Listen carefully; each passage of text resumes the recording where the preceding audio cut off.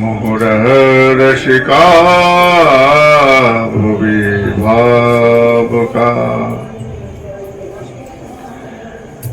অনর্পিতচরিম চিরাত করুণয়াবতীর্ণ কলো সমর্পয়িতুম উন্নত জলরসাম সভক্তি শ্রিয়ম হরিপুরাট সুন্দর দুতি কদম্ব সন্দীপিতঃ সদা হৃদয় স্কন্দরে স্ফুরত শচিনন্দন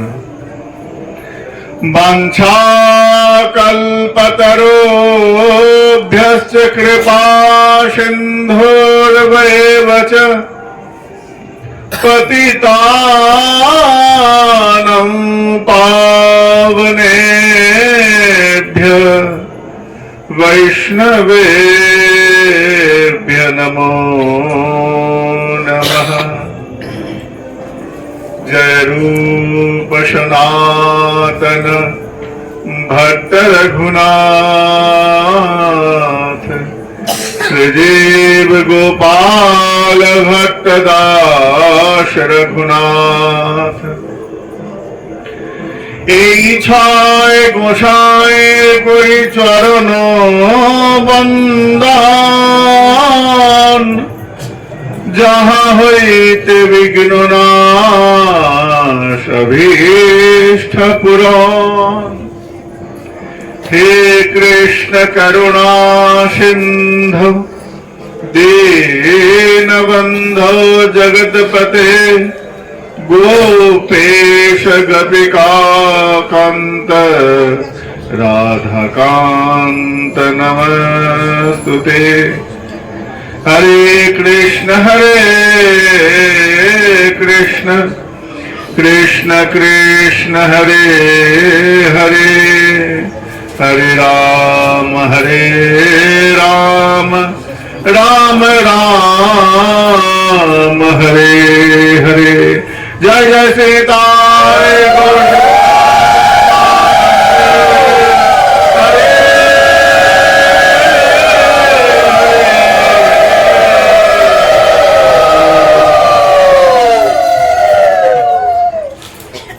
जय गुरु जय निताई जय राधा वल्लभ।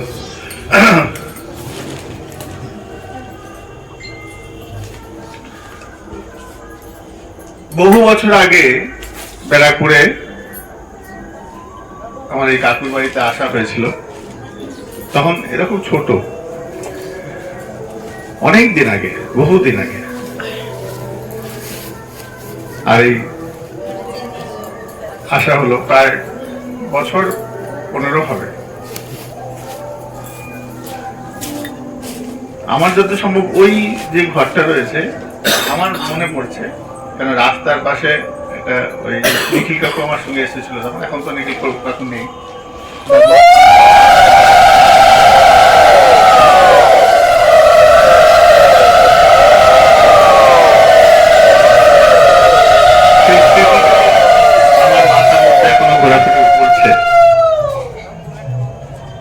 সেই ধাম নবদ্বীপ থেকে আসা হয়েছে। আজকে আমাদের আরেকজন খুব প্রিয় পিয়াজি দাস বাবাজি মহারাজ, তিনি নবদ্বীপ ধামে এসেছেন গতকাল। তো কাকু খুব করে বলছিল যে বাবা আগে থেকে যাও, না তোমারই গুরু ভাইয়ের বাড়িতে হরিকথার ব্যাপার আছে, আমার কথা চলে এসো। তো ভগবানের কথা, গৌর কথা বড় আনন্দ দেয়। তব কথা অমৃতম তপ্ত জীবনম। তোমার কথাটা ছাড়া জীবনটা তপ্তময়। গোপীরা, ব্রজ গোপীরা বলছে তোমার কথা ছাড়া আমাদের এই জীবনটা তপ্ত বালুকার মতো। বালুকার মধ্যে গরম তপ্ত বালুকার মধ্যে যদি সামান্য পরিমাণ জল পড়ে, মুহূর্তের মধ্যে সেই জল বাষ্পীভূত হয়ে যায়। তো তোমার কথা অল্প অল্প শুনলে মনে তৃপ্তি হবে না। কি করতে হবে বলে? ভিজিয়ে দিতে হবে, ভাসিয়ে দিতে হবে। কেন আমাদের হৃদয়টা তো তপ্ত বালুকার মতন হয়ে রয়েছে, নানা রকম কামনা বাসনা লিপ্ত এই শরীর। আমাদের নরোত্তম দাস ঠাকুর তার পদের মধ্যে বলছেন, দেহে বৈশে রিপুগণ যতে ইন্দ্রগণ কেহ কারো বাধ্য নাহি হয়। কেউ কারোর কথা শুনছে না। পঞ্চ ইন্দ্রিয় ষড়রিপু ক্ষিতি অতেজ মূলবম পঞ্চভূত, এই সবকিছু নিয়ে এই শরীরটা 25টা তত্ত্ব রয়েছে। সেই 25টা তত্ত্ব নিয়ে নির্মিত আমার এই শরীর। কি ভালো জিনিস আছে? কোনটা ভালো? আমরা দিনে 10 বার আয়নার সামনে গিয়ে দাঁড়াই, নিজের রূপটা দেখি, বাহ কেমন লাগছে, খুব সুন্দর লাগছে, চুল আজরাচ্ছি, মুখে ক্রিম মাখছি, নিজেকে সুন্দর দেখানোর জন্য কত কিছু পরিকল্পনা করছি। বড় বড় সেলুনে মেকআপে যাচ্ছি, কিন্তু কোন জিনিসটা কি শুদ্ধ? দেহের মধ্যে যে বস্তুগুলো রয়েছে, যখন আত্মদেব গোকর্ণের কাছে এসেছেন, গোকর্ণকে এসে বলছেন, গোকর্ণ বাবা, আমি তো পুত্র মোহের জন্য পুত্র পুত্র লাভে আমি কত কিছুই না করেছি। এখন পুত্র পাওয়ার পর এখন ভাবছি যে পুত্র না হলেই ভালো হতো, এখন আমি কি করব? তো বাবাকে বলছে, বাবা তুমি বনে চলে যাও। বলে এখন বনে যাব? ছেলেটাকে তো ভালোভাবে দেখিয়ে উঠতে পারলাম না, কিছুই বুঝে উঠতে পারলাম না, সম্পত্তি কিছু বোঝাতে পারলাম না। তখন গোকর্ণ মহারাজ বলছেন, বাবা তুমি এই আমি শব্দটা সবার আগে পরিত্যাগ করো। তুমি জঙ্গলে গেলে, কিন্তু জঙ্গলে গিয়েও যদি তোমার এই আমিত্ব বোধটা না যায়, তোমার জঙ্গলে যাওয়া বৃথা। তুমি ঘরে থেকে যদি কৃষ্ণ ভজন করো, আর জঙ্গলে গিয়ে যদি তুমি কৃষ্ণ ভজন না করে ঘরে চিন্তা করো, তাহলে তুমি গৃহী।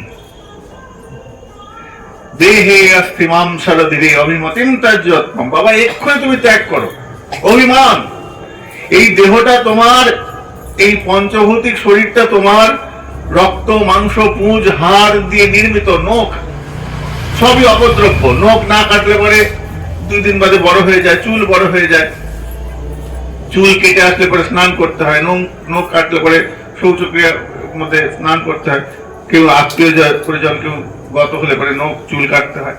তা শুদ্ধ নয়। কিসের অভিমান করছো বাবা? কোনো কিছুর অভিমান নয়, পরিত্যাগ করো। দেহে অস্তি মাম শরদিরে। আমাদের এই শরীরটা অস্থি মাংস পুঁজ রস পেশি এইসব দিয়ে নির্মিত। যদি ওই আয়নার সামনে এক একটা চামড়ার পর্দা যদি আমরা সরাতে থাকি না, কি বিভৎস রূপ লাগবে আমাদের। এই উপরের পর্দা, তারপরের পর্দা, তারপরের পর্দা, এই যে লেয়ার গুলো যদি একটা একটা করে সরাতে থাকি, ভয়ঙ্কর বিভৎস রূপ। কি শুদ্ধ আছে চোখের? সকালবেলা ঘুম থেকে উঠলে পরে চোখ দিয়ে পিছুটি বেরোয়, নাকে সর্দি আছে, জিহ্বা সকাল রাত্রে কি খাবার খেয়েছো, সকালবেলা সেটা দুর্গন্ধ হয়ে যায়। কি পবিত্র? কোনো কিছুই পবিত্র নয়, অপবিত্র শরীর। এবং সর্বোপরি কি হয় না, আমাদের এই শরীরটা অগ্নির ভোগ্যবস্তু হয়ে যায়। তার প্রতি এত অভিমান করছো বাবা? ত্যাগ করো। দেহে অস্তি মাম শরদিরে অভিমতিম তাজ্যত্বম। এই জগতে এসেছো, ভজন করো।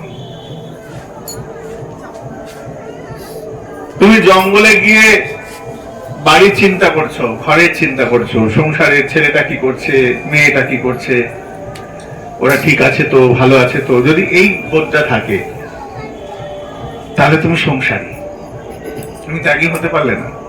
শাস্ত্র তো এই কথা বলে না। ত্যাগী তাহলে কে? বেদান্ত শাস্ত্রে বলছেন ত্যাগ যদি হতেই হয়, সন্ন্যাস, তুমি গৃহে থেকেও সন্ন্যাসী হতে পারো। সন্ন্যাস হওয়ার জন্য তোমাকে জঙ্গলে বহির্মুখ হতে হবে না। এখনকার যারা সন্ন্যাসী হচ্ছে না, কেউ বইয়ের ভয়ে পালিয়ে গিয়ে সন্ন্যাসী হচ্ছে, কেউ ছেলের লাঠিঝাটাকে সন্ন্যাসী হয়ে যাচ্ছে, এগুলো সন্ন্যাসী বলে না। যার সবকিছুর থেকে আশা পরিত্যাগ হয়ে বেরিয়ে এসেছে, আছে আছে, নেই নেই, এই বোধটা যার এসে গেছে, সেই সম্যক রূপে সন্ন্যাসী। সবাই সন্ন্যাসী এখন হতে পারে না, এখন হচ্ছে, সন্ন্যাসীর রূপ ধারণ করছে, কিন্তু সন্ন্যাস কেউ নিতে পারছে না। এবং কলিযুগে বলেও দিয়েছেন শ্রীমন মহাপ্রভু, সন্ন্যাস হবে না। ভাগবতের মধ্যেও আছে, ভাগবতের প্রথম স্কন্ধে মাহাত্ম্যের মধ্যে আছে। নরোত্তম দাস ঠাকুর বলছেন, গৃহে বা বনেতে থাকে হা গৌরাঙ্গ বলে ডাকে, নরোত্তম মাগে তার সঙ্গ। তুমি ঘরে থাকো আর জঙ্গলে থাকো, শুধু একবার দুটো হাত তুলে জয় তাই, জয় গৌর, জয় রাধে বলে যদি ডাকতে পারো, ওইটাই হচ্ছে তোমার উত্তম ডাকা। নিরমল গৌর প্রেম রস সিঞ্চনে, তোমার প্রেমটা সিঞ্চন হবে কখন জানো? যখন তোমার চিত্তটা নির্মল হবে। নির্মল চিত্তে প্রেমের উদয় হয়। কুলসিত নোংরা মলিন মলিন ওই হৃদয়ে চিত্তে কখনোই ভগবানের কৃপা, ভগবানের ভজন শক্তি কৃপা আসে না। সবার আগে যাকে উন্নত করতে হবে, উন্নত উজ্জ্বল রস তোমাকে দেবে, তার জন্য তুমি উন্নত হবে না, তোমাকে তো উন্নত হতে হবে। কিভাবে হবে? মহাপ্রভু বললেন, মার্জন হয় ভজন।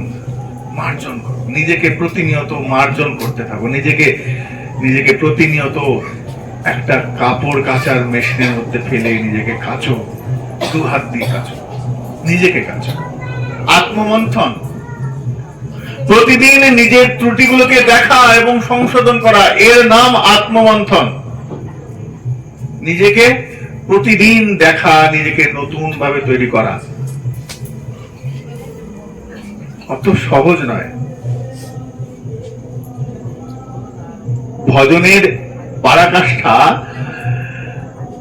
অত সহজ নয়, সহজলভ্য নয়। দেখতে মনে হয় তিলক করলাম, তুলসীর মালাও ধারণ করলাম, কিন্তু অন্তঃকরণে দিনের পর দিন অপরাধ সঞ্চয় করে যাচ্ছি, পাপ সঞ্চয় করে যাচ্ছি।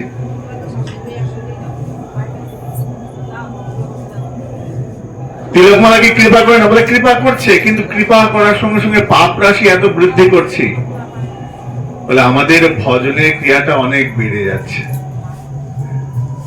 যতটা প্রয়োজন বলে আরো বেশি বেশি করতে হবে। পাপ এত জমিয়েছ, অপরাধ এত জমিয়ে রেখেছ, আর ভজন সাধন করছো অল্প, যার জন্য কি হচ্ছে? অনুভব আসছে না। হ্যাঁ, হরিনাম নেওয়ার সঙ্গে সঙ্গেই কৃপা এসে যাওয়ার কথা। যদি একবার জিহ্বায় গৌর সুন্দরের নাম উচ্চারিত হয়, আমার শ্রীমতী রাধারানীর নাম উচ্চারিত হয়, আমার নিতাইয়ের নাম উচ্চারিত হয়, গৌর আমার গোবিন্দের নাম উচ্চারিত হয়, সে জিহ্বা আর কখনো অপবিত্র থাকতে পারে? থাকা তো কথা নয়, তাই কি? কিন্তু তবু হচ্ছে। মহামন্ত্র নাম নেওয়ার সঙ্গে সঙ্গে কৃপা হওয়ার কথা। যে বস্তুটা মহামন্ত্র, হরে কৃষ্ণ কৃষ্ণ কৃষ্ণ হরে হরে, হরে রাম রাম রাম হরে হরে, সাক্ষাৎ শ্রীমন মহাপ্রভু নিত্যানন্দ প্রভু দাঁড়ে দাঁড়ে গিয়ে সবাইকে পরিবেশন করছেন, সবার দাঁড়ে দাঁড়ে দিচ্ছেন, যে চাইছে তাকে দিচ্ছেন, যে না চাইছে তাকে দিচ্ছেন। তো এমন একটি মূল্যবান বস্তু, যে বস্তুটা এই জগতের নয়, এই জগতের বলতে এই জগতের নয়, বলে কোথাকার? বলে 7টা লোক, তার থেকেও দূরে গোলক রয়েছে। এই গোলকের বিষয়বস্তু এই হরিনাম সংকীর্তন। এটা আমাদের কোনোদিনই প্রাপ্ত বস্তু ছিল না, আমরা কোনোদিন পাওয়ার সৌভাগ্য আমরা করি নাই। এমন কি করেছি যে ওই অপ্রাপ্ত বস্তু আমরা পাবো? কিছুই করি না। না ভালো ভজন করছি, না তপস্যা করছি, না দান ধ্যান করছি, সত্য শৌচ দয়া দান তপস্যা তিতিক্ষা কোনোটাই ভালো মতন নাই, কোনোটা ভালো কিছু নাই। কোনটা ভালো আছে? বলে ভালো হবে কি করে? ভালো হওয়ার জন্য মতিটা ভালো দরকার। ভালো মতি হলে ভালো ভাবনা চিন্তা আসবে, ভালো ইচ্ছা থাকলে পরে ভালো ইচ্ছার কাজ হবে। কিন্তু আমার মতিটাই হয়ে গেছে দূরমতি। ওই যে বলছে না, দূরমতি অগতি সতত অসতে মতি, নাহি সুকৃতি লবলেশ। আমার কোনো সুকৃতি নেই, সত্যি নেই। নাহি সুকৃতি লবলেশ। পদের মধ্যে এত সুন্দর সংযোজন রয়েছে, আমরা অনুভব দিয়ে যদি শুনি দেখবে কত সুন্দর ভাবনা রয়েছে। দূরমতি অগতি, দুঃমতি মানে মতিটা একদম দুঃখের পরিপূর্ণ, দুর্বৃত্ত, দুরমতি। এই রটা অ্যাকচুয়ালি বিসর্গ, যেটা তোমাকে দুঃখ এনে দেয়, দুঃমতি। মতিটাই খারাপ, দুরামতি অগতি।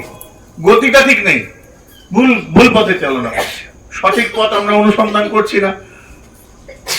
তাহলে দূরমতি অগতি, শত তো অসতে মতি, সৎ ছিলাম অসতে মতি চলে যাচ্ছে। নাহি সুকৃতি লবলেশ। এমন কোন ভালো কিছু করি নাই যার জন্য আমার পুণ্য নেমে আসবে। সুকৃতি নেই, সবই তো দুষ্কৃতি। যদি মতিটা দূরমতি হয়, গতিটা অগতি হয়, তাহলে সবকিছু যদি খারাপ হয়, ভালো কিছু হবে? কারণ বাবলা গাছের কাঁটা পুঁতেছি, আম গাছের ফল তো পাবো না, কাঁটাই দেবে। তো কর্মটা ভালো না। নাহি সুকৃতি লবলেশ, কোন সুকৃতি নাই। কেন না? এই শরীরটা পাপেরই শরীর। কিরকম না? দেহে বৈশে রিপুগণ যতেক ইন্দ্রগণ, কেহ কারো বাধ্য নাহি হয়। শুনিলে না শুনে কান, জানিলে না জানে পান, দরাইতে না পারে নিশ্চয়। এরা প্রত্যেকের কেউ কারোর কথা শুনে না, অবাধ্য। অবাধ্য কেমন হয় জানো তো? অবাধ্য হয় যে বাধ্য গণ্ডির মধ্যে থাকে না, গণ্ডির বাইরে চলে যায়। দেখবে অনেক ছাগলকে দেখবে গলার মধ্যে একটা ত্রিভুজের মতন দিয়ে রাখে। বলে কেন? বলে বেড়া বেরিয়ে মুখ বাড়িয়ে অন্যের মাঠের ঘাস খেয়ে নেয় যদি, ওই জন্য একটা বেড়া দেওয়া থাকে, চৌকো মতো, ত্রিভুজ আকৃতি দেওয়া থাকে। বেরোতে গেলে ওখানে আটকে যায়, আর যেতে পারে না, গলাটা যেতে পারে না। ওটা বন্ধন। আমাদের তো সেই বন্ধনটা নেই, যা ইচ্ছা তাই করছি। দেহে বৈশে রিপুগণ যতেক ইন্দ্রগণ। এবার দেহের মধ্যে আছে 6টা রিপু, প্রত্যেকটাই বদ, মহাবদ, ভয়ঙ্কর বদমাস। কাম ক্রোধ লোভ মোহ মদ মাশ্চর্য, ষড়রিপু। সঙ্গে কি আছে? পঞ্চ ইন্দ্রিয়। এইবার ভাবো, একটা ইন্দ্রিয় এই 6টা রিপুকে বহন করে। একটা ইন্দ্রিয় এই 6টা রিপুকে বহন করে। যেমন চক্ষু, কর্ণ, নাসিকা, জিহ্বা, ত্বক। চোখ, চোখ দিয়ে ক্রোধ হয়, চোখ দিয়ে লোভ হয়, কাম আসে, চোখের দ্বারা কাম আসে। তাহলে কাম, ক্রোধ, লোভ, মোহ, চোখ দিয়েও মোহ আসে। তাহলে একটা ইন্দ্রিয় 6টা রিপুকে বহন করে। এবার 5টা ইন্দ্রিয়, 5 6 30, এক একটা ইন্দ্রিয় 6টা করে বহন করছে। ভাবো কত জটিল বিষয়। মনুষ্য শরীরটা উত্তম কেন জানো তো? সব রকম সুবিধা আছে, তোমার সবকিছু দেয়া হচ্ছে। তুমি পারো না এমন কিছু নাই। মনুষ্য শরীরটা, একটা কুকুর, একটা ছাগল যেটা না পারে তুমি সেটা পারো। কুকুর মাথা উঁচু করে সূর্যকে দেখতে পায় না, তুমি দেখতে পাও। তুমি গলা ছেড়ে কি গান করতে পারো, চিৎকার করতে পারো, ডাকতে পারো, তারা ডাকতে জানে না। তুমি রন্ধন করে আলাদা আলাদা পরিপাক রান্না করতে পারো, তোমার লোভ, তৃষ্ণা আলাদা আলাদা, সব অনুভূতি আলাদা, ওদের একটাও কিচ্ছু নাই। মনুষ্য শরীরটা এই জন্য উত্তম। 84 লক্ষ জনের মধ্যে সব থেকে উত্তম শরীর হচ্ছে এই মানব শরীর। তা বৃথায় চলে যাবে।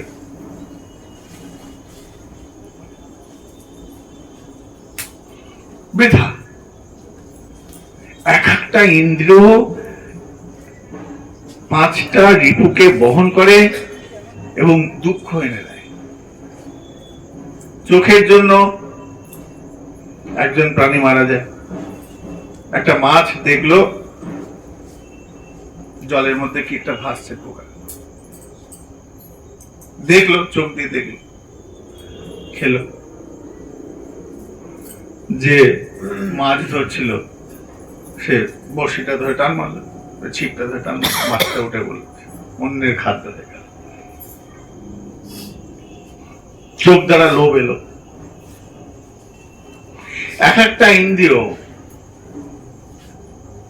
লোভের জন্য সে মারা পড়লো। কিছু পোকা আছে দেখবে আলো দেখলে ছুটে যায়, আলো দেখতে দেখতে ওই আগুনের মধ্যে ঝাঁপ মারে, মারা যায়। এরকম অনেক অনেক। হাতি সঙ্গ সুখ পাওয়ার জন্য ধরা পড়ে যায়।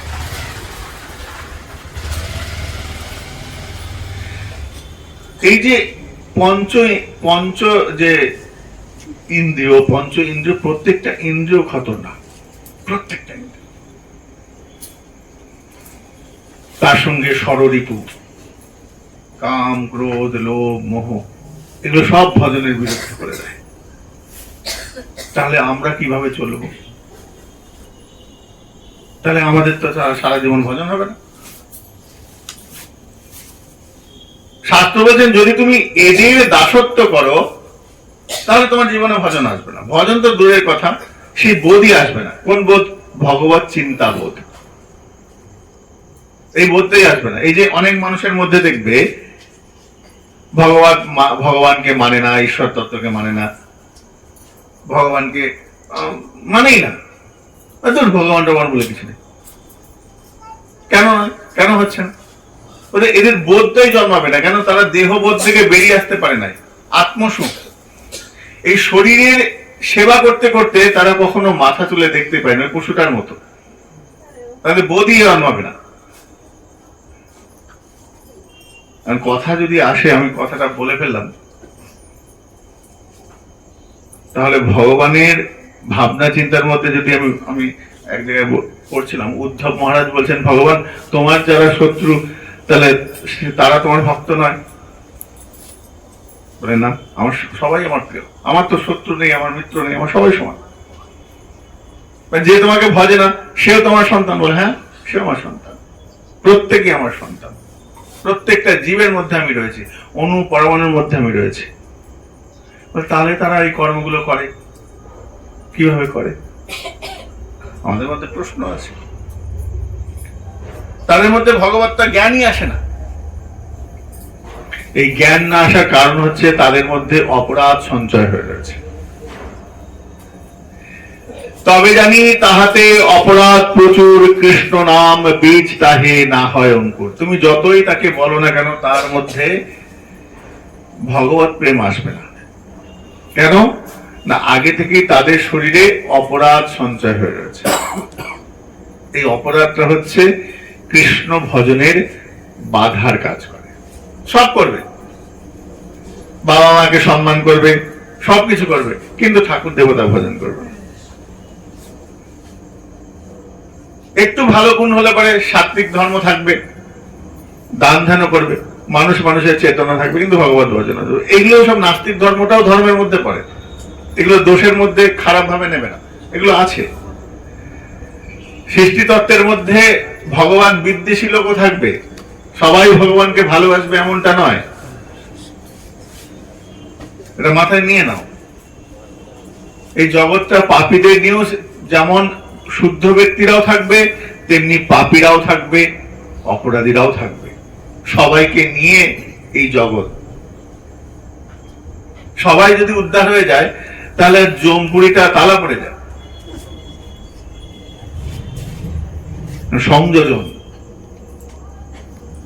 সংযোজন করতে হবে, নিজেকে প্রতিদিন আত্মমন্থন করতে হবে।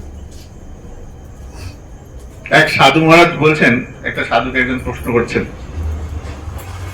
কথা প্রসঙ্গে এলো কথাটা বলছি। একজন সাধু মহারাজকে বলছেন, আচ্ছা মহারাজ, আমার একটা প্রশ্নের উত্তর দেবেন। কি উত্তর? বলো, প্রশ্নটা শুনি আগে। না, এই জগৎ ভগবানের সৃষ্ট? বলে হ্যাঁ, অবশ্যই। এই জগতের যা কিছু হয় সব ভগবানের ইচ্ছা মতো হয়? বলে হ্যাঁ। গাছের পাতা নড়ছে? হ্যাঁ। জগৎ সৃষ্টি হচ্ছে? বলে হ্যাঁ, তার ইচ্ছা।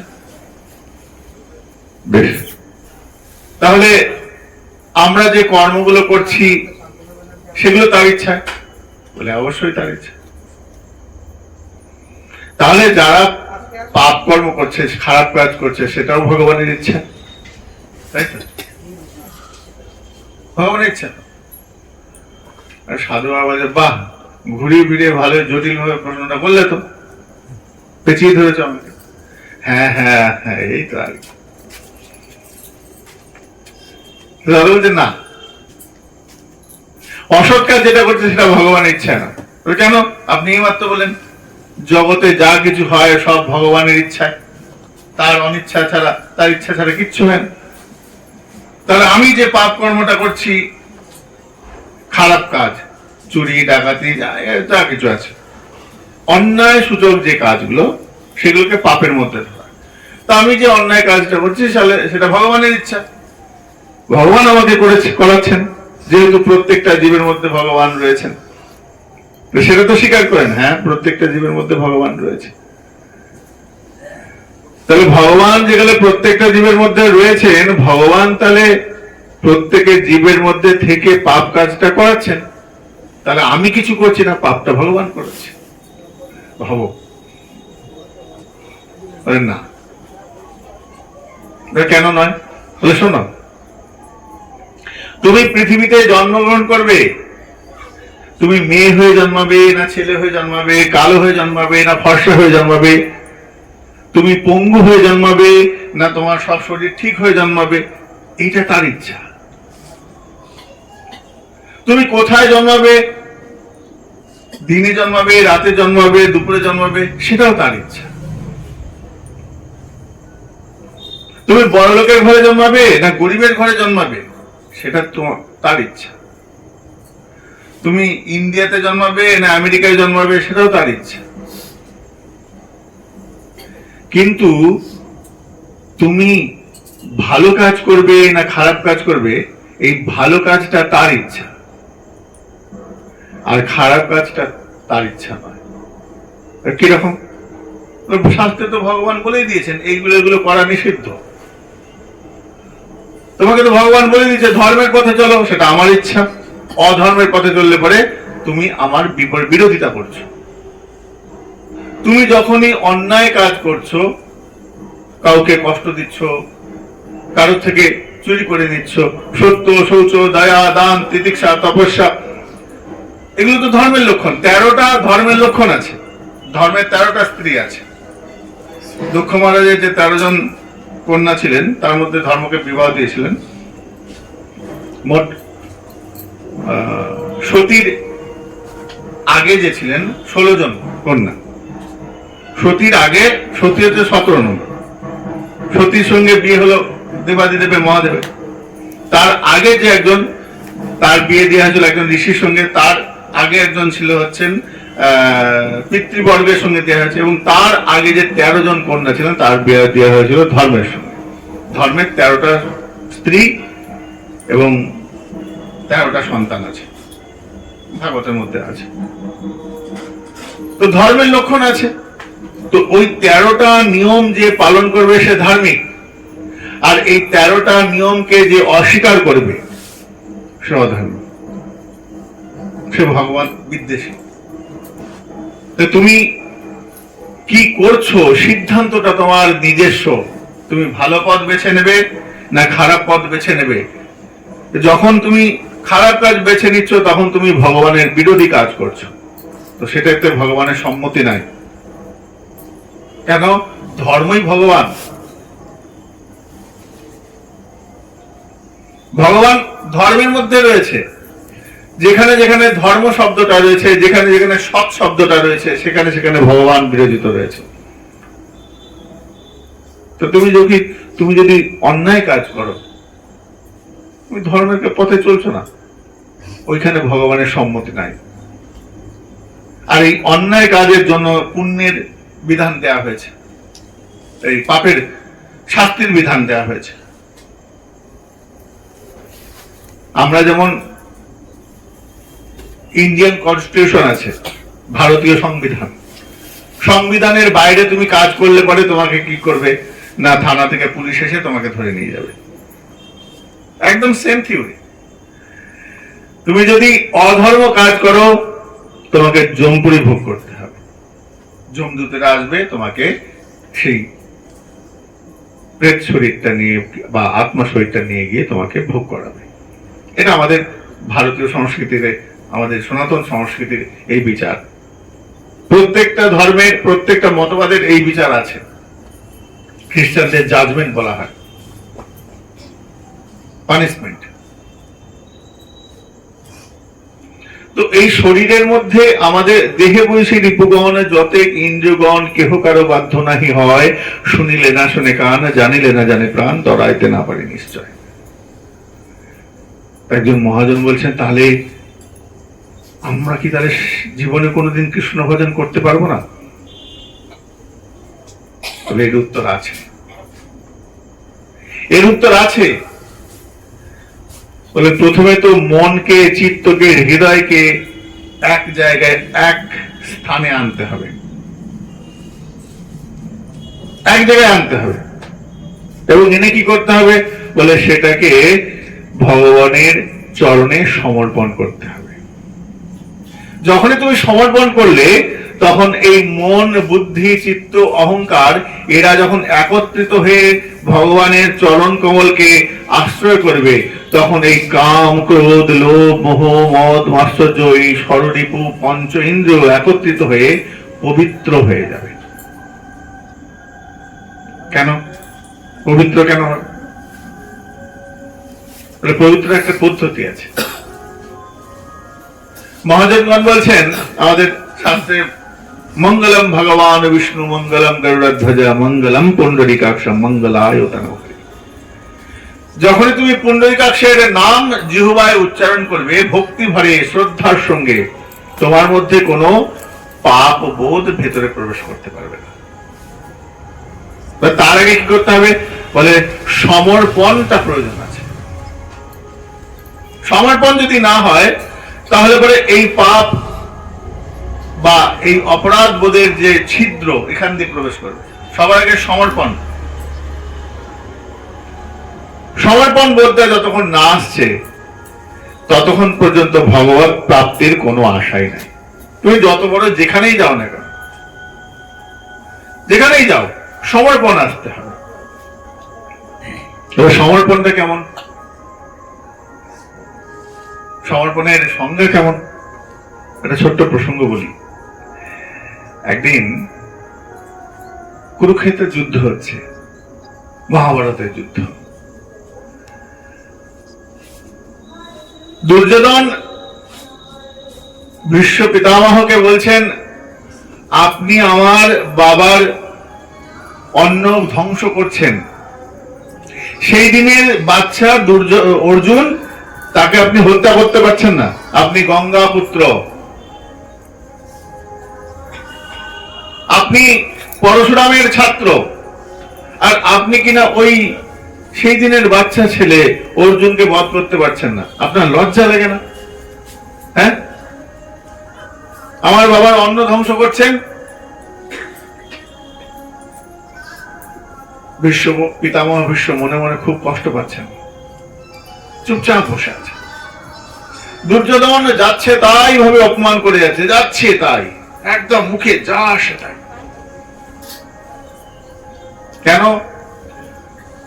কেননা এই দুর্যোধনের শ্রদ্ধা জিনিসটা নাই, শ্রদ্ধা বোধটাই তার মধ্যে নাই। পিতামহ ভীষ্ম যে তিনি একজন বিশিষ্ট একজন ব্যক্তি, বাবার থেকেও বড়, জেঠু হয়, তার সঙ্গে যে এইভাবে কথা বলতে নেই সেই বোধটাই নেই। কেন? বলে যে সব ব্যক্তি স্বার্থবান ব্যক্তি, যারা স্বার্থন্যাসী ব্যক্তি, তারা দিক শূন্য, তারা তাদের স্বার্থ চরিতার্থ করার জন্য যা ইচ্ছা তাই করতে পারে। তাই শাস্ত্রে বলছেন স্বার্থন্যাসী লোকের সঙ্গ করবে না। যে ব্যক্তি স্বার্থ অন্বেষণ করছে, তোমার সঙ্গে মিশছে কেন? স্বার্থ আছে। এইরকম লোক যদি পাও, তার থেকে দূরে থাকবে। দুর্যোধন হচ্ছে স্বার্থান্বেষী, মানে স্বার্থ অন্বেষণ করে, যেখানে স্বার্থ আছে সেখানে যায়। ভগবান শ্রীকৃষ্ণের কাছে কেন গেছেন? না, সৈন্য দরকার। আগে গিয়ে পৌঁছে গেছেন, অর্জুনের আগে গিয়ে পৌঁছে গেছেন, গিয়ে মাথার কাছে বসে আছে। আর অর্জুন পরে এসেছে, পরে সে পায়ের কাছে বসেছে। তো কৃষ্ণ চোখ খুলে দেখছেন, আরে অর্জুন তুমি কখন এলে? দুর্যোধন গলাটা হেরকে বলে, আমি আগে এসেছি, অর্জুনের আগে আমি এসেছি। ও আচ্ছা আচ্ছা, দুর্যোধন তুমি এসেছো? আচ্ছা কেন এসেছো? না তুমি আমার কিছু সাহায্য করবে। কি সাহায্য করবে? তুমি জানো, তুমি কি করবে? না আমি তো বলেছি কুরুক্ষেত্রের যুদ্ধে আমি অস্ত্র ধরবো না। তাহলে আমি নারায়ণী সেনা দিতে পারি।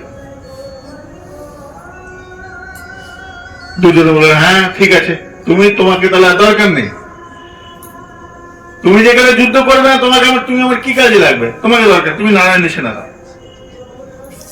অর্জুনের দিকে ভগবান তাকিয়ে বলছেন, কি আমি কিন্তু যুদ্ধ করব না।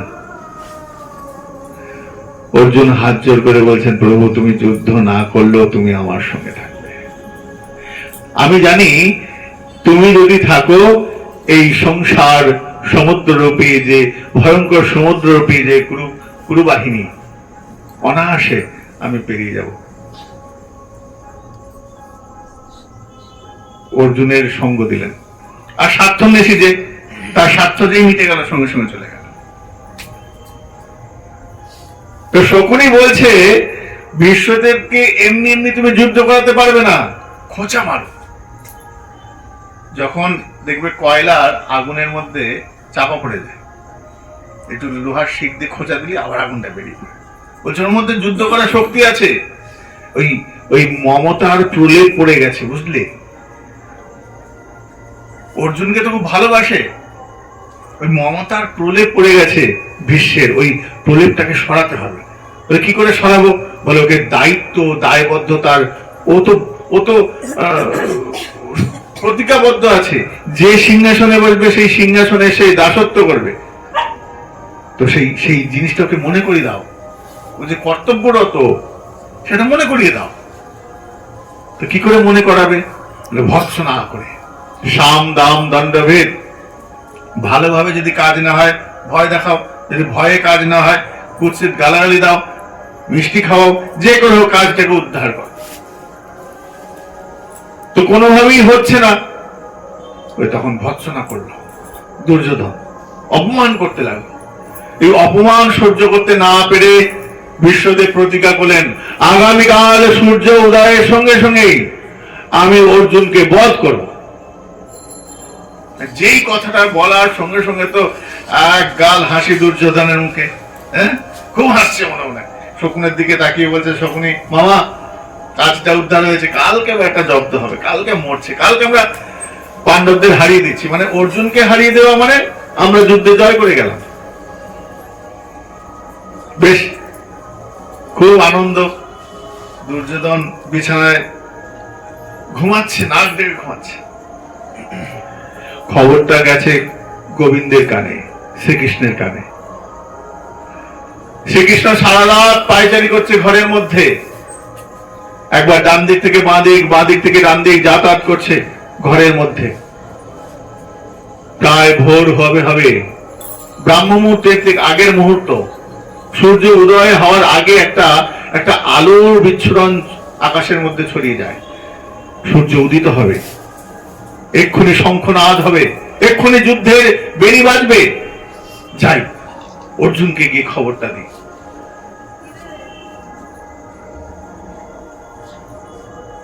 ভগবান শ্রীকৃষ্ণ ছুটতে গেছে অর্জুনের ঘরে। অর্জুনের ঘরে গিয়ে দেখছে অর্জুন তো একদম গভীর নিদ্রামগ্ন, প্রচন্ড নিদ্রা। বলে প্রচন্ড নিদ্রার লক্ষণ কি? বলে জোরে জোরে নাক ডাকছে, গ করে নাক ডাকছে।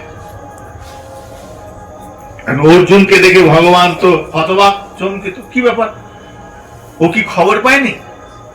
আর যদি খবর না পায় তাহলে তো খবরটা জানাতে হবে। অর্জুনকে জোরে ধাক্কা মেরে, এই অর্জুন, এই অর্জুন ওঠো। অর্জুন তো হাইটাই তুলে উঠেছে। কি হয়েছে প্রভু, কি হয়েছে? কৃষ্ণ তুমি ডাকছো কেন? না, তুমি শুনেছো একটা কথা। কি কথা? না, বিশ্বদেব একটা প্রতিজ্ঞা করছে। ও হ্যাঁ হ্যাঁ, শুনেছ? হ্যাঁ শুনেছি। কি শুনেছ? না, বিশ্বদেব বলেছেন আমাকে আজকে সকালবেলায় বধ করবে। হ্যাঁ, তুমি শোনার পরেও তোমার ঘুম আসছে? মানে ঘুম আসছে, আসবো না কেন? তোমার ঘুম আসছে অর্জুন? হ্যাঁ প্রভু, ঘুম আসছে, খুব ভালো ঘুম আসছে। কৃষ্ণ বলে, কি করে তোমার ঘুম আসছে? ঘুম তো আসার কথা নয়। বিশ্বের প্রতিজ্ঞা জানো তো, ভয়ঙ্কর প্রতিজ্ঞা। বিশ্বদেব বলেছেন মানে কাজটা তোমার করেই ছাড়বে, তোমাকে হত্যা করবে। অর্জুন তখন মৃদু হেসে বলে, প্রভু এই শরীরটা আমার নয়। যেদিন আমি তোমার কাছে গিয়েছিলাম সেই দিনই তোমাকে আমার এই শরীরটা সমর্পণ করে দিয়েছি। আমার বলে কিছু নাই, আমি সমর্পণ করে দিয়েছি। শরীরটা দেখতে পাচ্ছ আমার, কিন্তু এই শরীরটা আমি তোমাকে দিয়ে দিয়েছি। এখন যা হবে তোমার চিন্তা। দেখো না, সারা রাত তুমি জেগে পায়চারি করেছো, চিন্তাটা আমি তোমার উপর দিয়ে দিয়েছি, তাই তো তুমি চিন্তা করছো। আমার তো কোনো চিন্তাই নেই, আমার কোনো চিন্তা নাই। আমার কিসের চিন্তা? আমি এই শরীর তোমাকে সমর্পণ করে দিয়েছি প্রভু। যা হবে তোমার হবে, যা ঘটবে তোমার ঘটবে। এমন ভাবে সমর্পণ করেছেন। আহা, কুরুক্ষেত্রের যুদ্ধের মাটিতে অর্জুনের বুকে একটা তীর বিদ্ধ হয় নাই, একটা তীরের খোঁচা লাগে নাই। কর্ণ, পিতামহ, দ্রোণাচার্য সবাই শত শত বাণ নিক্ষেপ করেছে, একটা তীর লাগে নাই, একটা বিন্দু রক্ত ঝরে নাই অর্জুনের অঙ্গ থেকে, একটা বিন্দু। কেন জানো? আমার গোবিন্দ ওই সামনে সারথি হয়ে সব যত বাণ, যত তীর নিক্ষেপ হচ্ছে, আমার গোবিন্দ বুক পেতে সব অস্ত্র নিজের বুকে নিয়েছেন। ক্ষত বিক্ষত অঙ্গ, কত অঙ্গ, কত বাণ, কত তীর প্রভু আমার নিজের শরীরে গ্রহণ করেছেন। হরিদাস ঠাকুর যখন শ্রীমন মহাপ্রভুর সঙ্গে দেখা হয়েছে, শ্রীমন মহাপ্রভুর সঙ্গে দেখা হওয়ার পর মহাপ্রভু বলছেন, কোথায় দেখি আমার হরিদাসের অঙ্গে কোনো দাগ কোথায় নাই। হরিদাস ঠাকুর, মহাপ্রভু বলছেন, কই হরিদাস, তোমাকে যে 22টা বাজারে নিয়ে নিয়ে আঘাত করেছে, তোমার গায়ে কোনো আঘাত লাগে নাই, কোনো যন্ত্রণা নাই? বলে, প্রভু জানি না, আমাকে যে এত এত মারছে, আমার শরীরে একটু ব্যথা যন্ত্রণা জ্বালা কোনো কিছু হয় না। রক্ত ঝরছে শরীর থেকে, চামড়া ফেটে রক্ত বেরোচ্ছে, কিন্তু রক্ত ফেটে বেরোলেও আমার যে যন্ত্রণা, যে কষ্ট, যে আর্তনাদ, সেই অনুভব আমি পাচ্ছি না, শরীরের সেই বিকারই আসছে না। কেন হচ্ছে আমি জানি না প্রভু। মহাপ্রভু পিঠটা খুলে দেখাচ্ছেন, দেখো দেখো হরিদাস, ওই যত যত আঘাত তোমার গায়ে লেগেছে, প্রত্যেকটা আঘাতের চিহ্ন আমার পিঠের মধ্যে রয়েছে। হরিদাস ঠাকুর তাকিয়ে দেখছেন, সত্যি তো, হায় হায়, আমার প্রভুর পিঠে এরকম লাল মোটা মোটা দাগ কোথা থেকে এলো? ওই যত যত আঘাত পড়ছে, হরিদাস ঠাকুর হা গৌর হা নিতাই, হা গৌর সুন্দর, হা গোবিন্দ বলে ডাকছেন, আর প্রত্যেকটা আঘাতের ওই যন্ত্রণাটা আমার প্রভু নিজে বুকের মধ্যে পেটে নিচ্ছে। এমনি এমনি হরিদাস ঠাকুর বলতে পারেন না, খন্ড খন্ড হয় দেহ, যদি যায় প্রাণ, তবু না ছাড়িব বদনে হরি নাম। বলে, এত শক্তি কোথা থেকে পাচ্ছেন? বলে, শক্তির সঞ্চার আমার গৌর সুন্দর দিচ্ছেন। গৌর সুন্দর অন্তঃকরণে স্ফুরত সচিদানন্দ। হরিদাস ঠাকুরের হৃদয়ের মধ্যে শ্রীমন মহাপ্রভু বিরাজিত রয়েছেন। যত যত যন্ত্রণা, সেই যন্ত্রণা শ্রীমন মহাপ্রভু পিঠ আগলে সেই যন্ত্রণাগুলোকে নিজে গ্রহণ করছেন। সমর্পণ। প্রহ্লাদ মহারাজ যখন ওই পাহাড় থেকে পড়ে যাচ্ছেন, একবারের জন্য বাঁচাও বাঁচাও, কে আছো বাঁচাও বলছেন না, চোখ বন্ধ করে, হে গোবিন্দ তুমি কোথায় আছো, একবার দর্শন দাও। এর নাম সমর্পণ। সিংহের মুখের দিকে তাকিয়েছেন, সেখানেও তিনি ভগবানের ওই মুখ দেখছেন, আমার শ্রী গৌর হরির মুখ দেখছেন, আমার শ্রী গোবিন্দের মুখ দেখছেন। জানো, এমন সমর্পণ আমরা তো সেই সমর্পণ করতে পারি না। সম্যক রূপে অর্পণা ইতি সমর্পণা।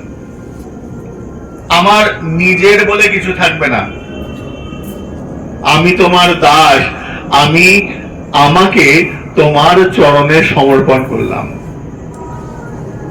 এখন সমর্পণটা এমন একটা খুব সুন্দর প্রসঙ্গ আমার গৌর সুন্দরের প্রসঙ্গে মনে পড়ে গেল। একদিকে পড়ছিলাম, নিতাই চাঁদ বলছেন, আমাকে সবাই পাগলা নিতাই বলে, আমাকে পাগলা নিতাই বলে, আমাকে সবাই খেপায়, আমাকে ব্যঙ্গ করে, বিদ্রুপ করে। কেন জানো? মহাপ্রভু বলছে, কেন? বলছে, আমি এই বিভিন্ন রকমের খুব খুব গর্জিয়াস পোশাক পরি, কানের পরি, অলংকার আদি পরি। তো অনেকে বলে, তুমি সাধু হয়েছো, সাধু হয়ে এইরকম পোশাক করো কেন? অনেকে বলে, তুমি সাধুর, তুমি তো বেশ নিয়েছো, বেশ নেওয়ার তো একটা ধারা আছে, সাদা পোশাক পরবে, কোন রকম লোক দেখানো কিছু না, আর তুমি এইরকম রং বেরঙের পোশাক পরো, কানে স্বর্ণ অলংকার আদি পরো, গলায় অলংকার আদি পরো, সুন্দর সাজো, এগুলো তো সাধুর লক্ষণ না। মহাপ্রভু মিটি মিটি হেসে বলছে, তাই তো, তুমি কেন করো? কথা হচ্ছে, চোখে চোখে ইশারা। নিতাই চাঁদ মহাপ্রভুকে বলছেন যে তুমি কেন করো? মহাপ্রভু বলছেন, তুমি কেন করো? নিতাই চাঁদ বলছে, কেন পোশাক গুলো পরো? নিতাই চাঁদ বলছে, কেন? তুমি কথা বলছো প্রভু? মহাপ্রভু হেসে বলছেন, হ্যাঁ বলছি। কেন পোশাক পরো এরকম? তোমার জন্য। আমার জন্য? আমি কি দোষ করলাম? তুমি দোষ করনি, তোমার জন্য আমি এইসব করি। হায় হায়, তুমি সাজুগুজু করো, তুমি নানা রকম কালারিং পোশাক পরো, লাল নীল হলুদ সবুজ বিভিন্ন রকমের পোশাক পরছো, আর আমার দোষ হয়ে গেল? চন্দন দিয়ে অলংকার সুন্দর করে কলকা করো মুখে, এগুলো যেন আমি দেই?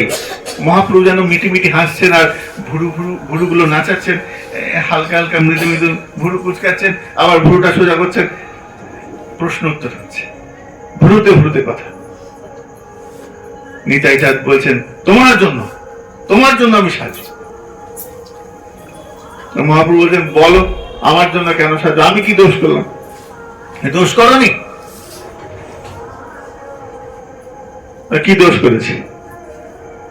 বলে, দেখো তোমার পদের মধ্যে আছে উজ্জ্বল বরণ গৌর বর দেহম বিলসিত নিরবধি ভাব বিদেহম ত্রিভুবন পাবন কৃপায়ালেশম। এই ত্রিভুবনের সব থেকে সুন্দর সুন্দরতম পুরুষ তুমি। কিন্তু আমার দুর্ভাগ্য কি জানো? আমি যখন তোমাকে দেখছি তুমি সবকিছু পরিত্যাগ করেছো, সন্ন্যাস নিয়েছো। আমার তো বড় অভিলাষ তোমার সেই কুকরানো কুকরানো চুল, ঘাড় অব্দি, আহা কি সুন্দর দেখতে মুখমণ্ডল, যেন পদ্মের মধ্যে শোভা আহা বিকশিত হচ্ছে, যেন লম্বিত ভুজ কনকাবদাত। হ্যাঁ, সেই শ্রীমন মহাপ্রভুকে আমি তো দেখতে পাই না। আমার বড় তোমায় সাজাতে ইচ্ছা করে। এখন তুমি তো অঙ্গীকার করেছো, ভালো না খাইব ভালো না করিব। তুমি নিজে আচরণ করছো, আপনি আচরণী ধর্ম জীবনে শিখায়। শ্রীমন মহাপ্রভু নিজে আচরণ করছেন, ভালো খাবো না ভালো পড়বো না, অঙ্গীকার করেছো। এখন তোমায় তো আমার দেখতে ইচ্ছে করে, সেই সুন্দর সুন্দর সাজিয়ে দেখতে ইচ্ছে করে। এখন তুমি তো নিজে আয়নাতে নিজের মুখটাও পর্যন্ত দেখো না। এখন আমার যে অভিলাষ, অভিলাষ ভক্তের অভিলাষ কেমন জানো? মোর মনে এই অভিলাষের বিলাস কুঞ্জে দিও বাস। এখন ভক্তের অভিলাষ গৌর সুন্দরকে সাজাবে, সুন্দর করে সাজাবে, ওই সুন্দর রূপটা দেখে আনন্দ পাবে ভক্ত। এটাই অভিলাষ, ভক্তের অভিলাষ এরকম। তো গৌর সুন্দরের ওই রূপ দেখে নিতাই চাঁদের বড় কষ্ট হয়। নিতাই চাঁদ কি করেন? আয়নার সামনে যখন যান, আয়নার সামনে দাঁড়িয়ে তিনি গৌর সুন্দরকে দেখতে পান। নিতাই চাঁদ দেখছেন প্রতিবিম্বে আমার গৌর সুন্দরের মূরতি, আর সেই মূরতি, সেই সুন্দর স্বরূপ দেখে সুন্দর কানের পরছেন, সুন্দর অলংকার আদি পরছেন, আভূষণ পরছেন, পোশাক পরছেন, আর দেখে বলছেন, বাহ ভারী সুন্দর লাগছে আমার গৌর সুন্দরকে। এর নাম সমর্পণ। সাজছেন নিজে, কিন্তু দেখছেন গৌর সুন্দরকে, এর নাম সমর্পণ। এইরকম সমর্পণ যদি না হয়, কৃপা বর্ষিত হবে না।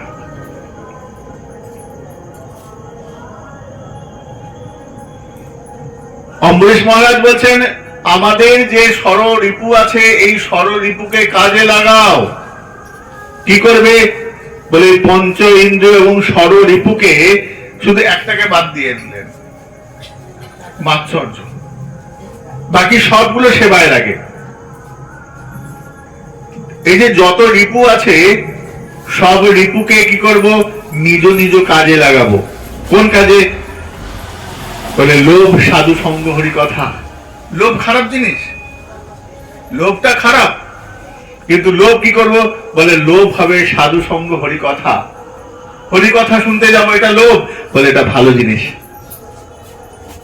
মোহ, ভগবানের জিনিস, ভগবানের প্রতি মোহ আসবে, বলে এটা প্রেম, প্রেমের বিকার এসে যাবে। বলে কাম, বলে কাম, কাম তো খারাপ জিনিস। কাম মানে কি? আসক্তি, আশা। ভগবানের নিবেদিত প্রসাদ চন্দন গ্রহণ করব, তার ঘ্রাণটা নেব, নাসারন্ধ দিয়ে আমি সেই ভগবানের মালার গন্ধ গ্রহণ করব। পা দুটো কি করব?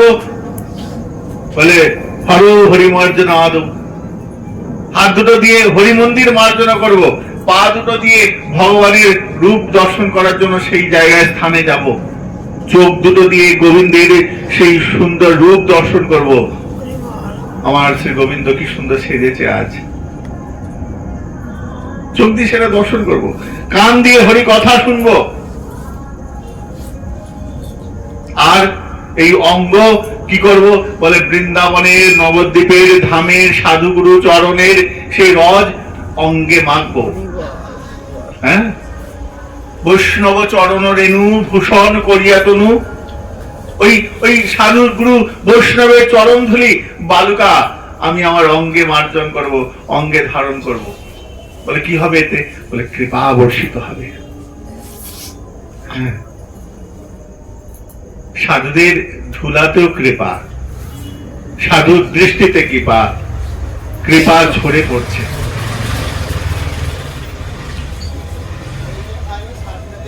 গঙ্গার পরশ হইলে পশ্চাতে পাবন, হয় না? আর অন্তর পবিত্র করো, এই তোমার গুণ। গঙ্গায় স্নান করলে তোমার গাত্র অঙ্গ পরিষ্কার হবে, অঙ্গ মার্জিত হবে। কিন্তু অন্তঃকরণ একমাত্র বৈষ্ণবের চরণ ধুলি, বৈষ্ণবের কৃপা, বৈষ্ণবের দৃষ্টিতেই এই অন্তঃকরণ পবিত্র হবে।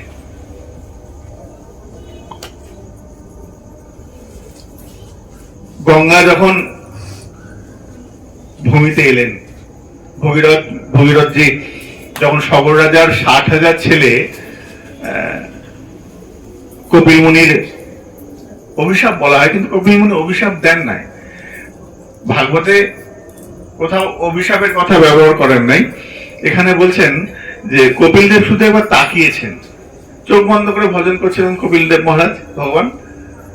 আর সগর রাজার 60,000 ঋষি মনে করেছেন ওই বেটা ওই অশ্বমেধের যজ্ঞ চুরি করেছে। তো সগরদেব ওই 60,000 ঋষি রাজা রাজপুত্র যখন কপিল মুনির দিকে যাচ্ছে তাই ভৎসনা করলেন, কপিল মুনি তাকানোর সঙ্গে সঙ্গে তারা ভস্মীভূত হয়ে গেল। সেই বংশে আবির্ভূত হলেন ভগীরথ। ভগীরথজি বললেন কি করে আমার পূর্বপুরুষদের রক্ষা করব, মুক্তি দেব? বলেন যদি ভগবানের কৃপায়, ভগবানের চরণ ধৌত বিধৌত জল যদি তাদের অঙ্গকে স্পর্শ করে, তাহলে পরে সেই পবিত্র হয়ে যাবে এবং তারা মুক্তি পেয়ে যাবে। কেন? সাধুর কৃপায়, সাধুর দৃষ্টিতে তাদের ওই দশা হয়েছে। একমাত্র মা জাহ্নবী, মা গঙ্গা, মা ভাগীরথী, তিনি এলে পরে একমাত্র কৃপা করতে পারবেন। এবং ভগীরথ মা গঙ্গাকে প্রসন্ন করলেন, দেবী সুরেশ্বরী ভগবতী অঙ্গে ত্রিভুবন তারিণী তরল তরঙ্গে। মা গঙ্গা বলেন ঠিক আছে বাবা আমি যাচ্ছি। এখন যাবে তো খুব ভালো কথা, পৃথিবীতে আসবেন। মা বলছেন দেখ আমি তো পৃথিবীতে আসবো, কিন্তু পৃথিবী কি আমার ভার নিতে পারবে? আমি যদি স্বমহিমায় আসি, পৃথিবী ফালাফালা হয়ে যাবে, অর্ধেক হয়ে যাবে, তীব্র গতিতে পড়বে, অত উঁচু থেকে পড়বে, তার একটা গতি আছে। এখন দেখবে জলের গতিকে কাজে লাগিয়ে দেখবে হিরে কাটা হচ্ছে, লোহা কাটা হচ্ছে, পাথর কাটা হচ্ছে, কত গতিতে নামছে। গতিকে কাজে লাগিয়ে হিরে কাটা, হিরে অত কাটা যায় না সহজে, কিন্তু এখন জল দিয়ে হিরে কাটা যায়। তো মা বলছেন আমি যে যাব, পৃথিবী আমার ভার নিতে পারবে তো? যদি পৃথিবী অর্ধেক হয়ে যায়, ফালাফালা হয়ে যায়, কি করা যায়?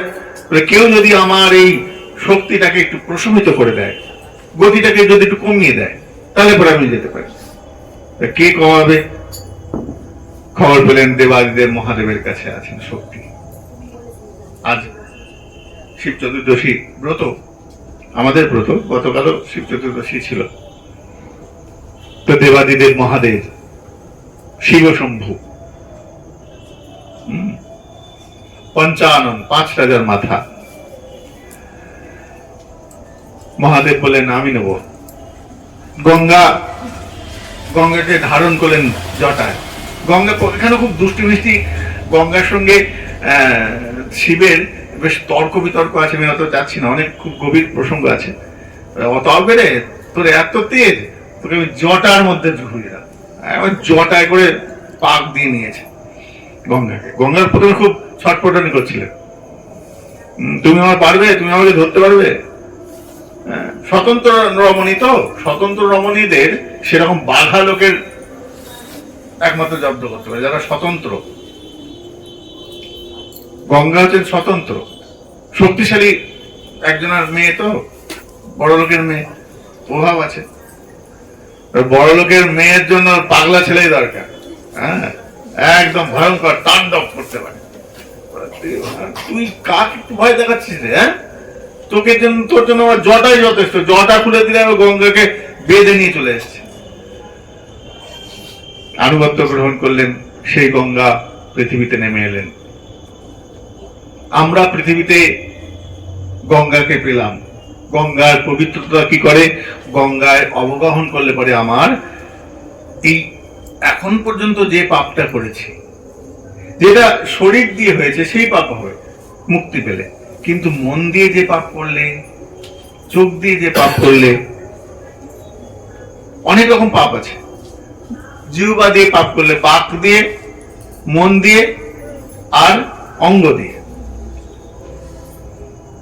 এখন সব পাপ কিন্তু ধোয়া হয় না। যেটা অঙ্গের পাপ সেটা হয়তো ধোয়ে গেল, কিন্তু যেটা জিহ্বা দিয়ে পাপ করলে, যেটা মন দিয়ে পাপ করলে, সেই পাপটা কিন্তু রয়ে যায়।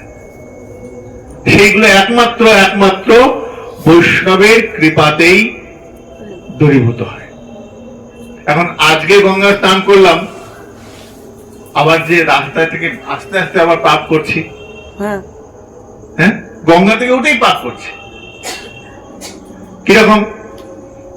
কাপড় নিংড়াচ্ছ, ওই নিংড়ানো জলটা কত লোকে পা দিচ্ছে, তোমার দ্বারা পাপ হচ্ছে। তুমি রাস্তা দিয়ে হেঁটে যাচ্ছ, মাটির তলায় অনেক পোকা রয়েছে, সেগুলো পাড়া পড়ছে, পাপ হচ্ছে। কত রকম পাপ হচ্ছে, জানতে অজান্তে প্রচুর পাপ হয়।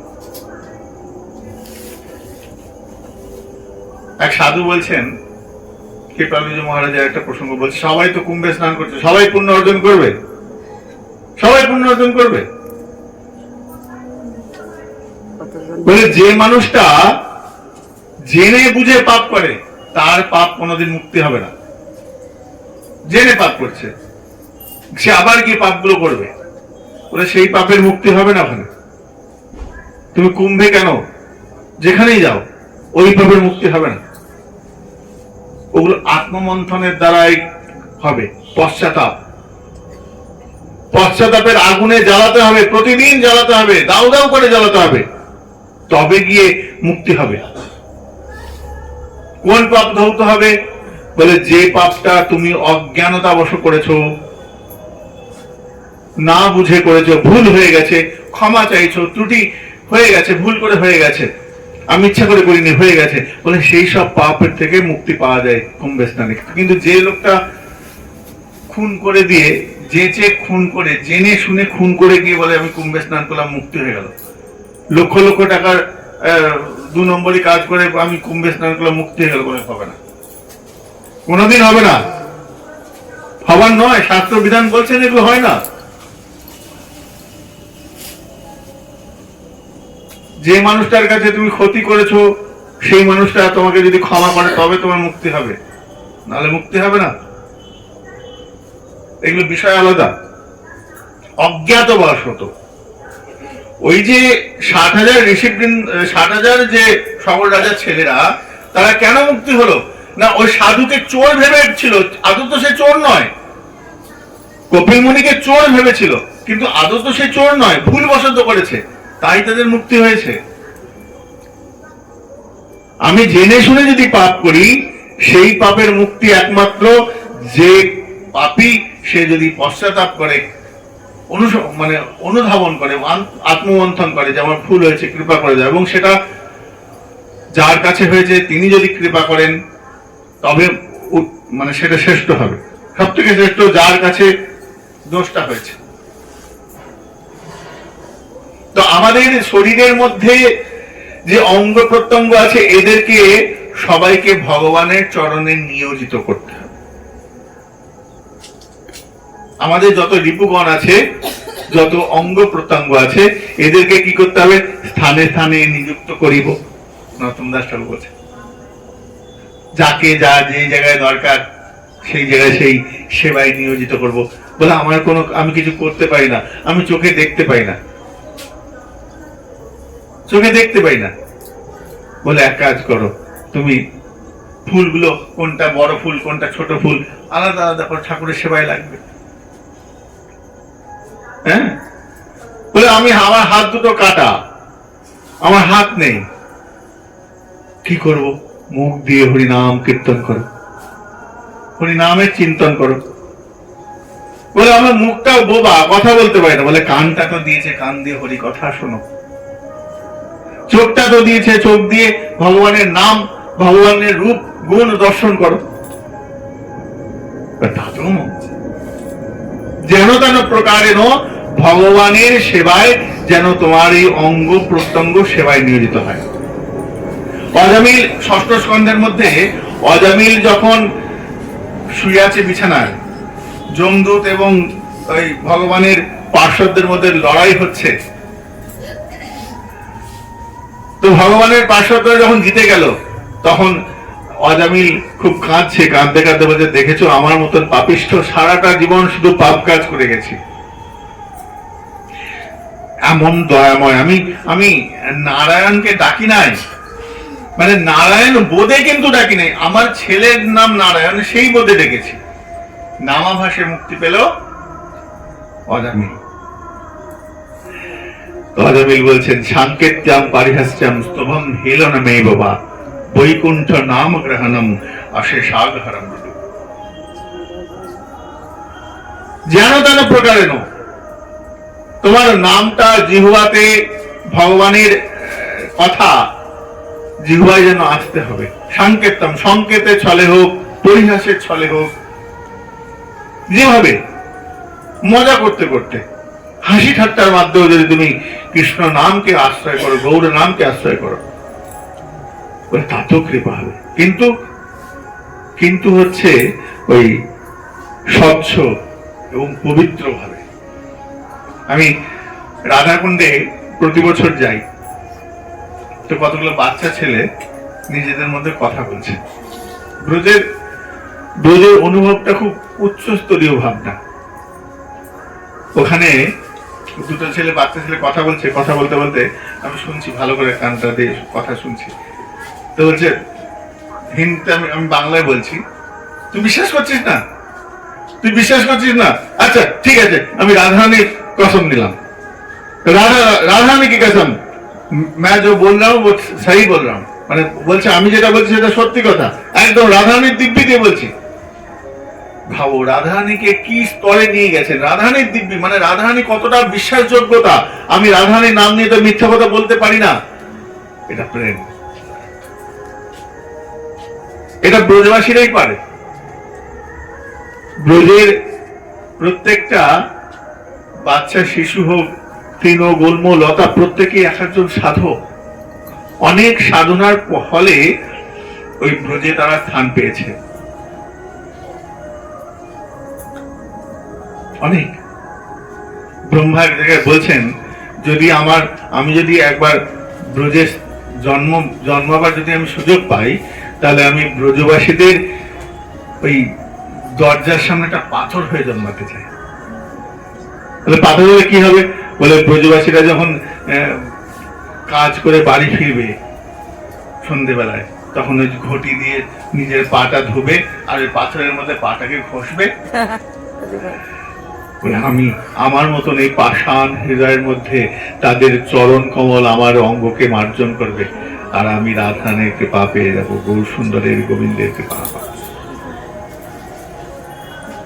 মোর মনে এই অভিলাষ, বিলাস কুঞ্জে দিও বাস। আমাদের অভিলাষটা এরকম, অন্য অভিলাষ ছাড়ি জ্ঞান কর্ম করি হরি, কায় মনে করিব ভজন, সাধু সঙ্গে কৃষ্ণ সেবা না বুঝিব দেবী দেবা। এই ভক্তি অনন্য কারণ। তোমার তোমার বাবা যত বড় লোকই হোক, তোমার বাবা যত ধনী হোক, আমার বাবা আমার কাছে প্রিয়, আমার কাছে শ্রেষ্ঠ। অনন্য ভক্তির লক্ষণ হচ্ছে এটাই। যারা অনন্য ভক্ত হয় তারা কোনো কিছুকেই তাদেরকে কি বলবো দাবিয়ে দিতে পারে না। একটা ছোট্ট প্রসঙ্গ বলে বিশ্রাম দেব, মানে রাত হয়ে যাচ্ছে, তাই 10টার কাছাকাছি হয়ে গেল। একবার অম্বরীশ মহারাজ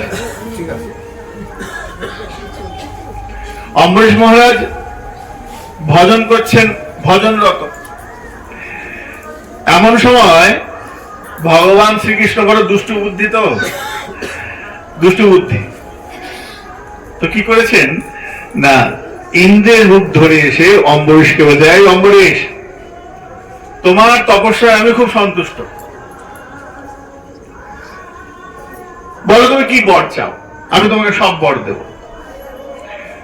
অম্বরীশ মহারাজ বলছেন, আমি তো আপনাকে ডাকি নাই বা আপনার ভজন করি নাই, আপনাকে তো তপস্যা করি নাই, আমার ভগবান হচ্ছেন আরাধ্য দেবতা ভগবান শ্রী গোবিন্দ। এখন শোনা মাত্রই ইন্দ্র রূপী যে ভগবান, সে বলে, এই অম্বরীশ, তুমি জানো কার সামনে কি বলছো?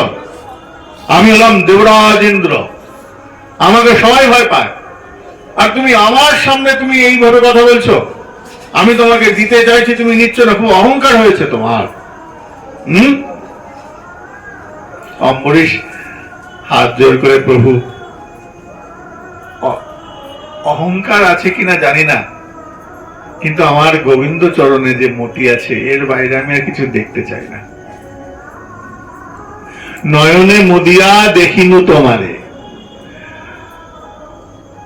পদকর্তা বলছেন, আমার শয়নে গৌর, স্বপনে গৌর, গৌর নয়ন তারা, আমার জীবনে গৌর, মরণে গৌর, গৌর গলার হারা। আমি অন্য কিছু বুঝি না, আমার অন্য কিছু দেখার সময় নাই, আমার অন্য কিছু বলার সময় নাই।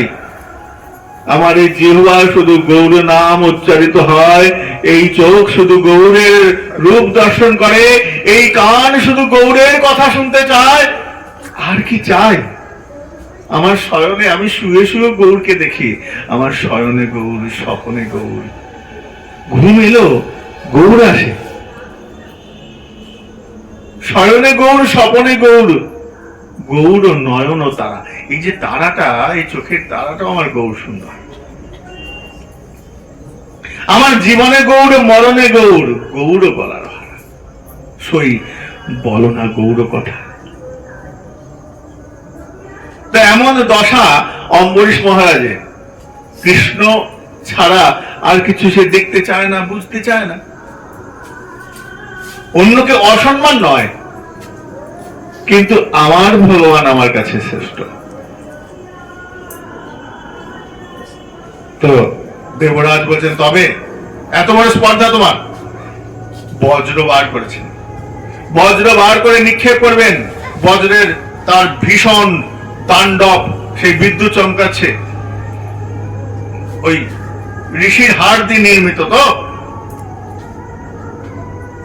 হাত জোর করে বলছেন, এমন সৌভাগ্য একমাত্র হয়েছিল সেই বৃত্তাসুরের, ওই অস্ত্রটা দিয়ে যদি আমার শরীরকে বিদণ্ড করে, আমার মতন বড় আনন্দ আর কেউ হবে না। বলে, কেন এরকম কথা বলছে কেন? বলে, একবার বৃত্তাসুরকে যখন আপনি ওই অস্ত্র দিয়ে আঘাত করেছিলেন, বৃত্তাসুর ওই অস্ত্রকে গ্রহণ করেছেন, বলে কৃপা হয়ে গেছে। বৃত্তাসুর কাঁদতে কাঁদতে বলছেন, এমন সৌভাগ্য, হে ভগবান, তুমি এমন কৃপাময়, তুমি আমাকে এত সুন্দরভাবে কৃপা করছো। বৃত্তাসুরের কথা শুনে দেবরাজ ইন্দ্র বলছেন, ওরে বাপরে, এ তো ভয়ঙ্কর সাধু, না না, একে হত্যা করা যাবে না, অস্ত্র সরিয়ে নিয়েছে। বৃত্তাসুর তখন হা করে বলছেন, শোনো ইন্দ্র, তুমি যদি মনে করো আমি বড় সাধু, তাহলে বড় ভুল করবে। তুমি যদি আমাকে বধ না করো, আমি তোমাকে খেয়ে ফেলবো, তোমাকে বধ তো করতেই হবে। খুব বৃত্তাসুরের প্রসঙ্গ, ভারী সুন্দর প্রসঙ্গ। বৃত্তাসুরের সঙ্গে ইন্দ্রের যে কথোপকথনটা আছে না, যদি কোনো সময় সুযোগ পাও শোনো, একজন মানুষ, একজন অসুর, আসরিক প্রবৃত্তি সম্পন্ন, তার মুখে যে হরিকথা, ভারী অদ্ভুত মধুর কথা। আসরিক প্রবৃত্তি হওয়া সত্ত্বেও সে ওই ওই ওই বজ্রকে প্রণাম করছে। বলে একটা ঋষির অঙ্গ থেকে ওই অস্ত্র তৈরি হয়েছে, বলে যেই মুহূর্তে ওই অস্ত্র আমার অঙ্গকে স্পর্শ করবে আমি গোবিন্দ চরণ পাবোই পাবো, কেননা ওই অঙ্গ ওই ওই যে অস্ত্রটা, ওই অস্ত্রটা এক ঋষির হাড় দিয়ে তৈরি। অম্বরীশ মহারাজ বলছেন আমিও জানি ওই বৃত্রাসুর যেমন গৌর কৃপা পেয়েছেন, যেমন গোবিন্দ কৃপা পেয়েছেন, আমিও ওই অস্ত্রের আঘাতে আমিও গোবিন্দ কৃপা পেয়ে যাব। তাড়াতাড়ি আমাকে আমাকে বধ করো, আমাকে তাড়াতাড়ি এক্ষুনি শেষ করে দাও।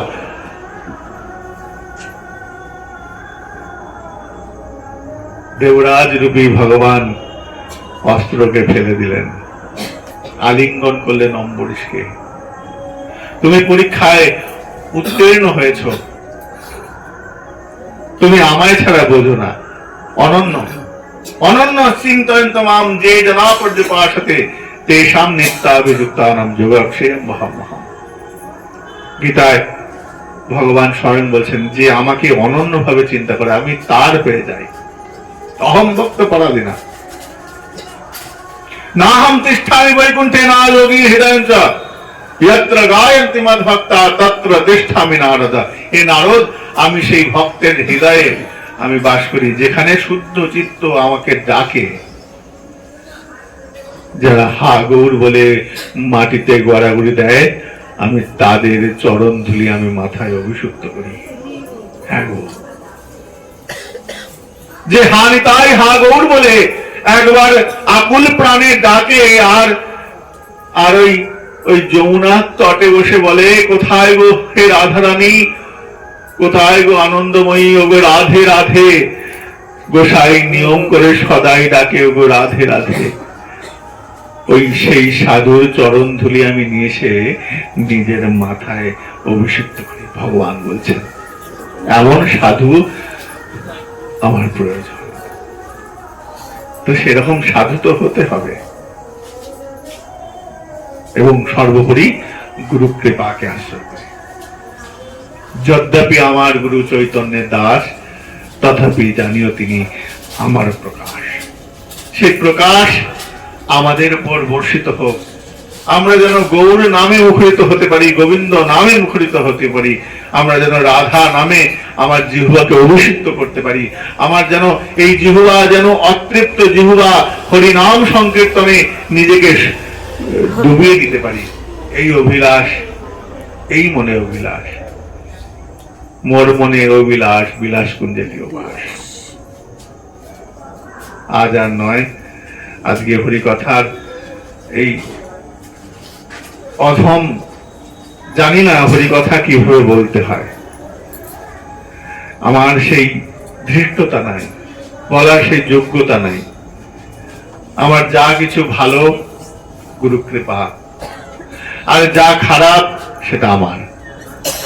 আর খারাপটা যদি ওই আপনাদের চরণ ধুলিতে যদি কিছু কৃপা হয়, যদি আবার ওই খারাপটা মুছে যেতে পারে, এই আশীর্বাদ করবেন। আজকে আমি এখানে বিশ্রাম রাখি। নিতাই গৌর সেবা।